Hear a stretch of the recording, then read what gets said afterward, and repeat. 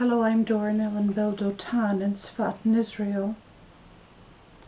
I've been seeing some posts on Facebook about the persecution of Christians, which I understand has happened in a few countries. And then President Trump had a meeting devoted to religious persecution. He had representatives of a number of different religions there, but it was clear that he was highlighting the persecution of Christians, and he immediately brought in pastors, and the people who practice Falun Gong had to interrupt in order to be able to get a word in edgewise. And my reaction was to bristle. That was my first reaction. And I thought to myself, isn't that just like a Christian trying to make themselves out to be the victims as part and parcel of their belief that they're going to take the place of the Jews in the world?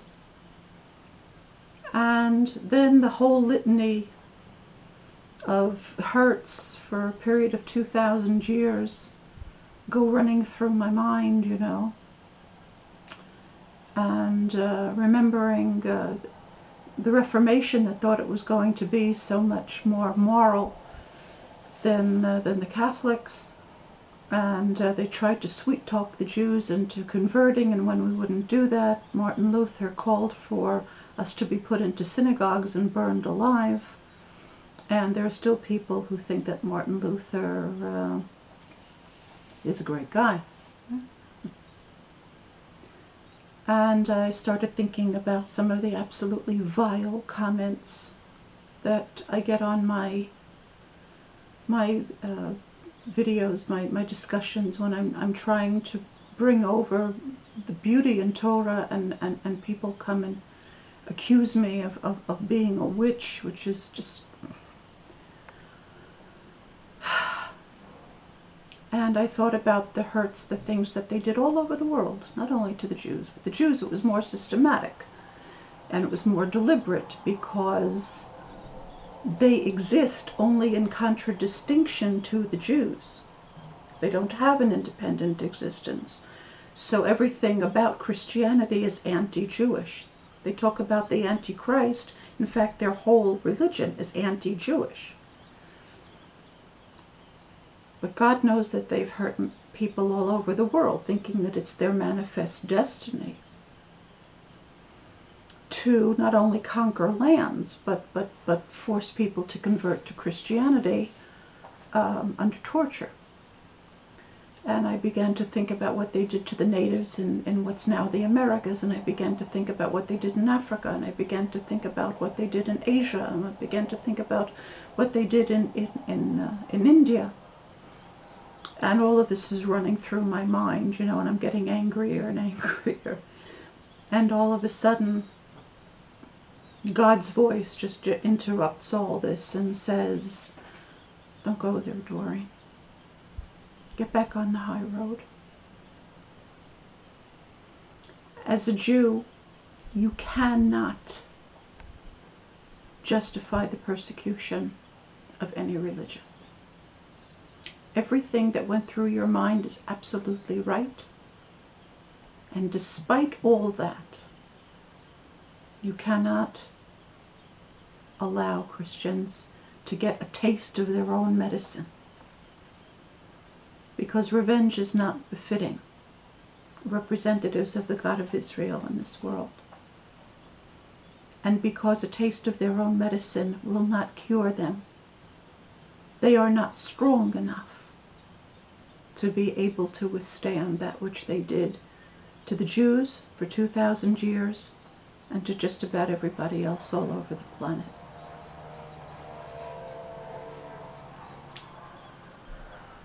And I heaved a great sigh, and I was like, I know you're right, but... And it's true. I have to be honest and say, I personally find Christianity absolutely disgusting. It makes me ill. It makes me ill because it is an affront to everything that is holy. It's a distortion of everything that's holy. It's an arrogation. Most of the Christians in the world are practicing a stolen religion and living on stolen land that they think that they're entitled to by manifest destiny, including, maybe especially, America and the President of the United States. And it's precisely for that reason that we must have compassion and pity for the Christians and take a zero tolerance position against them being persecuted. Persecution will not teach them morality. Some of them will dig in even their heels in even deeper, and some of them will just break. But none of them are going to see the light because they're being persecuted. From the Christian point of view, they see themselves as the world's main religion. That's the way it looks to them.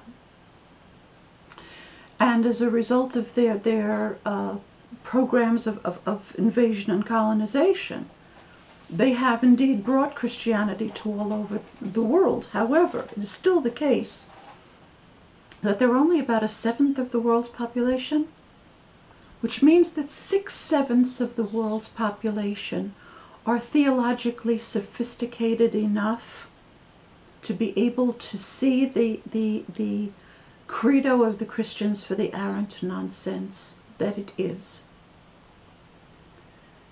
They don't pose a theological threat anymore. The world has changed, and nobody is going to buy into their narrative.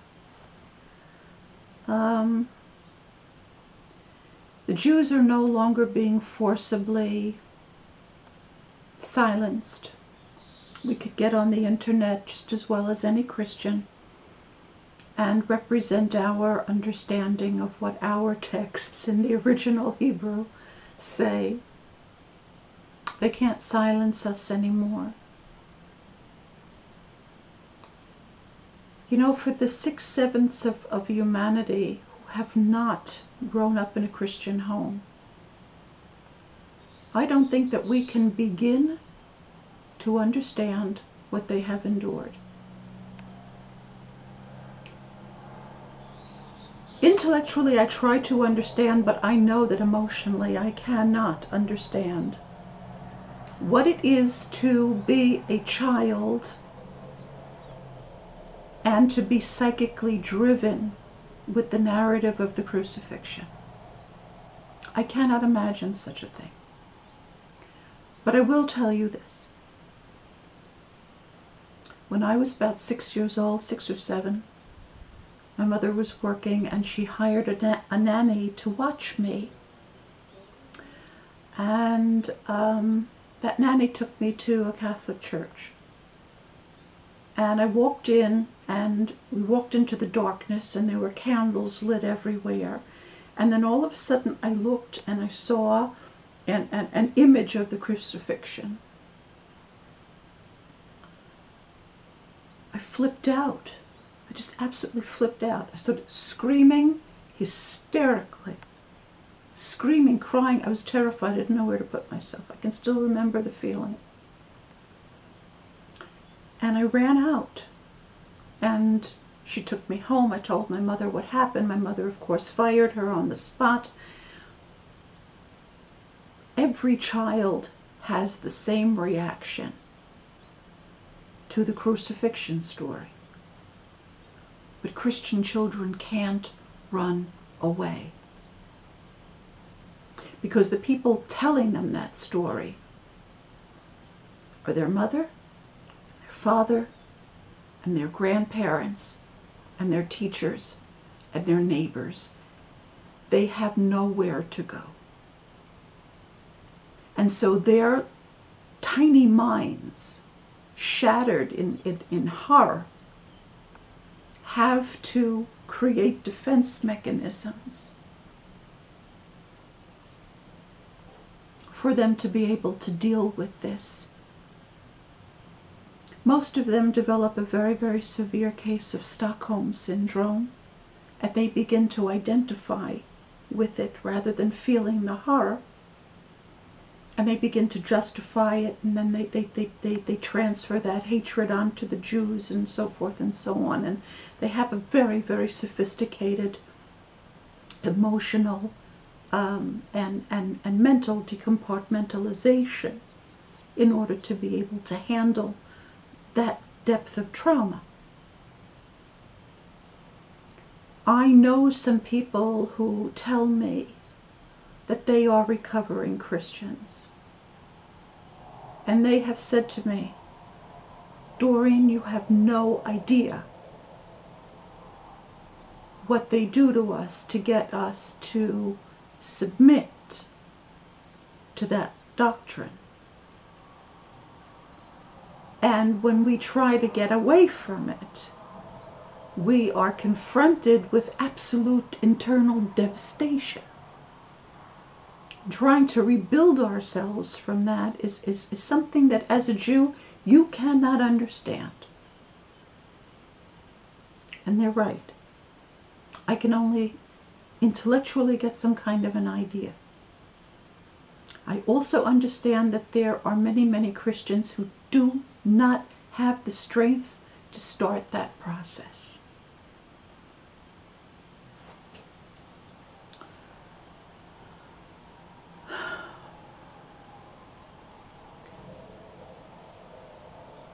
It will not help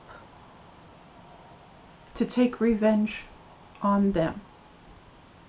It will not help them, and it will only demoralize those people who put a hand to it or even turn a blind eye to it. If the Christians have any hope at all, it resides in seeing that the very same peoples who they have trampled on so brutally, so systematically, have done such horrible, horrible things to them, will not return the same treatment in kind, even though we may be able to have the strength to do it, we will not. And so as a Jew who's painfully aware, and I will not make any excuses for the Christians, I have to tell you honestly, they make me sick to my stomach.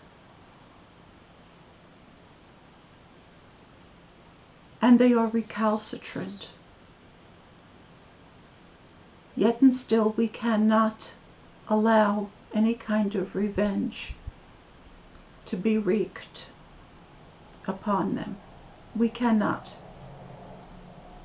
In the same way that you cannot punish someone, and it's considered grotesque to even want to hurt someone because they are physically deformed or disabled. It would be considered a gross thing to do. Similarly, we cannot say to someone, because you cannot see, I will harm you. That's going to make you see. Because you have no ability to be able to reflect on the harm that you've brought to others, I'm going to bring harm to you. That'll fix you. We cannot hurt someone who is religiously crippled. We cannot do that lest we become demoralized. And so I call most specifically upon those very peoples whom the Christians have hurt most deeply and most systematically to be the first to speak out against their persecution and to maintain an appropriate level of compassion and pity for them. I know that they will not want to be pitied, but they are pathetic. They are pitiable. They are severely, severely theologically handicapped. One does not raise a hand against the handicapped. We protect them. We protect those who are helpless. Thank you for listening.